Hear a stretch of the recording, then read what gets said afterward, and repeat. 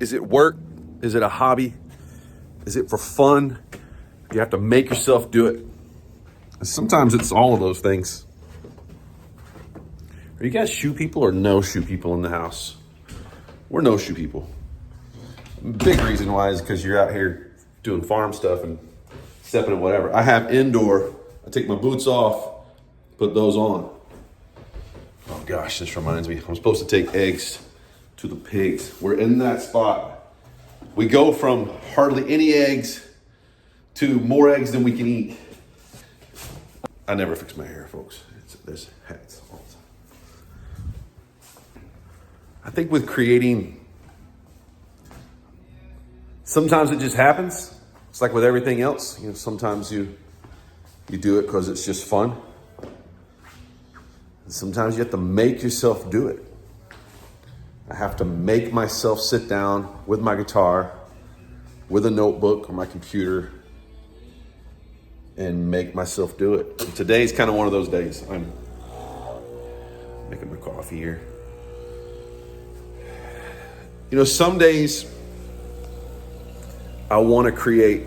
I want to, whether it's even videos or music, some days I want to create, and I will, I'll talk myself, I'll procrastinate doing outside chores, doing the things that I need to do here on the farm. I'll procrastinate those things because I just want to create. And then other days, I find that I just want to be outside working because creating feels too hard. Not hard in the sense of the work on the farm is it's more physical. If you want to talk about hard work, clearing land and building a property, the responsibilities that come with farm life, that's hard work. It's not always mentally hard. It's just it can be physically strenuous. But sitting down and creating, sometimes that's like harder in a way. I mean, in some ways, that's why I quit. It's why I quit all of it years ago. You spend all this time creating to share with others, and you can really get in your head and feel like it doesn't matter, It's not valuable. There's no question that it's valuable. I mean, I know that there are people who, music becomes a part of your life. And I've made great relationships with people who heard a song that I wrote, or maybe saw a concert that I did, and there was a real connection. There was real value that happened. Value more than the exchange of money, a ticket price, and I get paid and I get to provide for my family and you get entertainment or whatever. I'm not talking about that kind of value. I'm talking about value like you become a part of people's lives. There are people who use my songs in their weddings or it's a part of their life. Lyrics tattooed on people's arms. That's valuable. I don't mean that.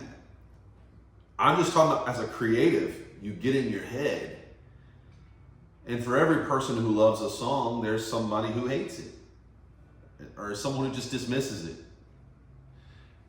And then for every success that you have, there's someone who is quote unquote more successful.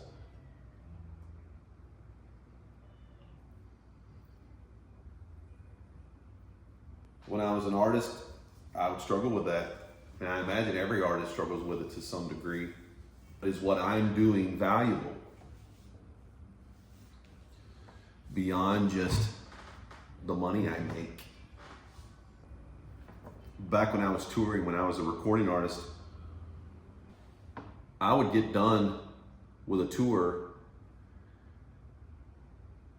I've just been on the road for 40 days. I've played for hundreds of thousands of people.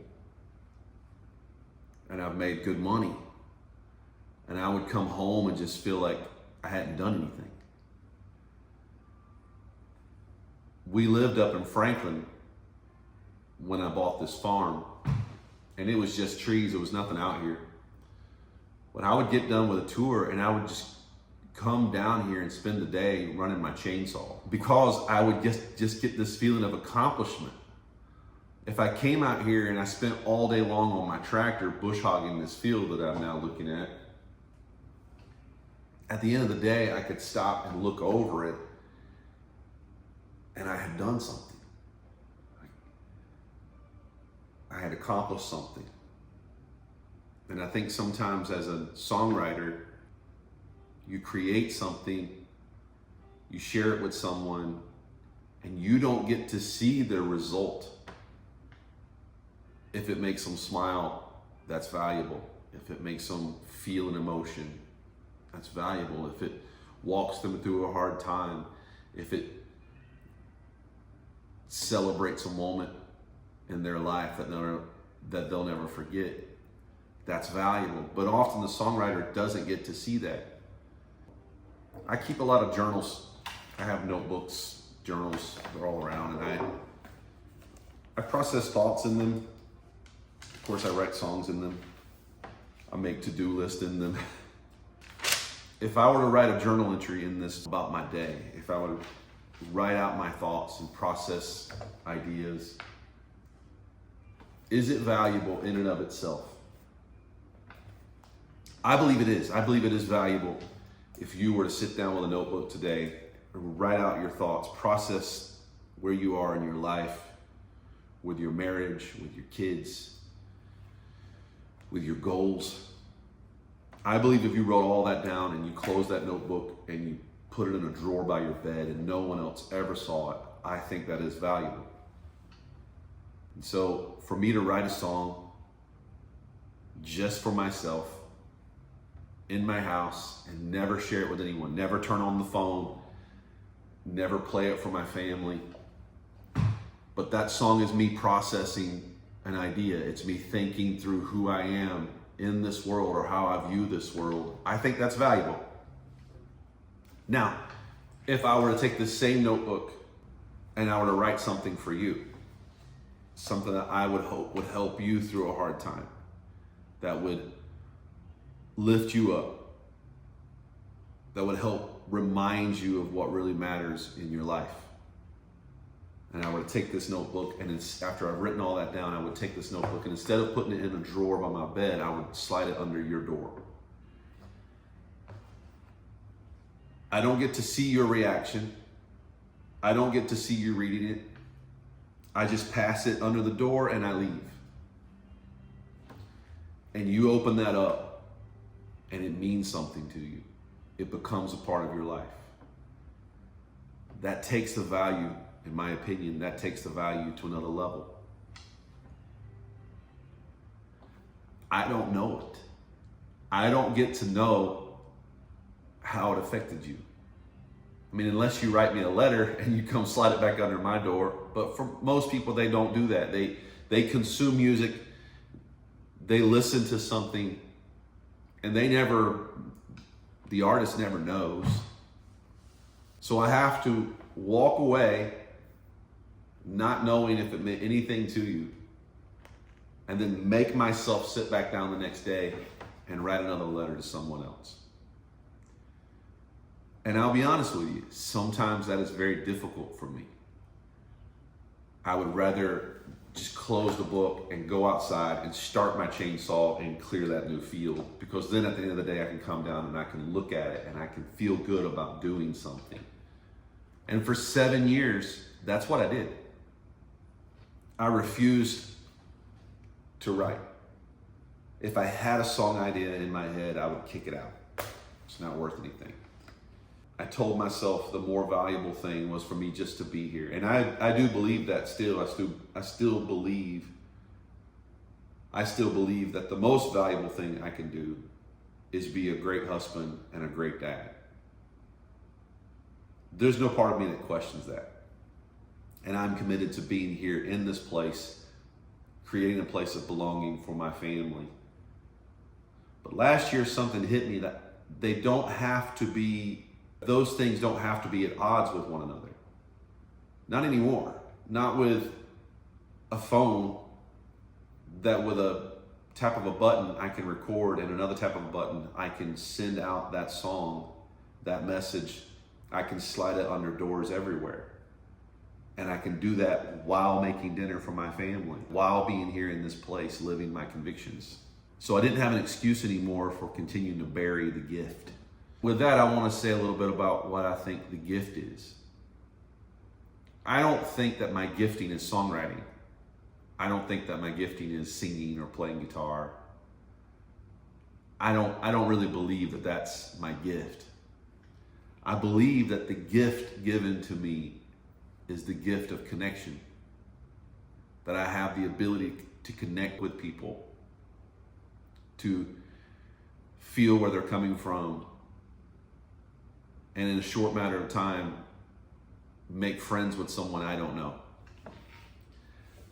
I believe that the song that you hear gives you that, not to everyone, but to some people, we feel that connection. I know that's true because I've had people, after 7 or 8 years of me being completely off of social media and not making music at all, I posted I was having a barn concert, and I had people come from all over the country who I'd never met, but they had heard a song and we were family. And they walked into my barn, and my own kids said at the end of the night, they came in and said, "You don't know them?" And I said, "No, I don't know them." And they said, "That felt like a family reunion." And I told my kids, I was like, because I feel like I have the ability to connect with people, and that's the gift. And that's the thing that I buried. That's the thing that I came out here to this farm and I buried. I severed that connection between me and you because music became an industry to me. It became a business to me. It became something that I didn't enjoy anymore. And so I just came out here and I thought, I'm turning it all off. And that was a mistake, I think. Not a mistake to come here to this place to focus on my family, not that, but a mistake to sever the connection. And that's what I want to cultivate again. That's why I'm creating content. That's why I'm on social media. I will write the song, I will make myself do it, and I will slide it under the door, and I will believe that it will find who it's supposed to find, and that the value is real, because you are real, and what you are experiencing is real, and the connection between us is real. It's not always easy to do, but I want to make myself do it on days where I don't want to do it, because I believe there's value in it. So today I'm going to sit here, and today it's not a hobby. Today it's not really fun. Today it's kind of work to sit down, open my notebook, and make myself write. And when I'm done, I'm not going to close it and just put it in a drawer beside my bed. I'm going to create a video. I'm going to hit send. I'm going to slide it under your door in hopes that it finds you wherever you are and connects. And I hope you do the same. Whatever your gift is, I hope you're not burying it. I hope on days when it feels difficult that you still press into it and that you share it.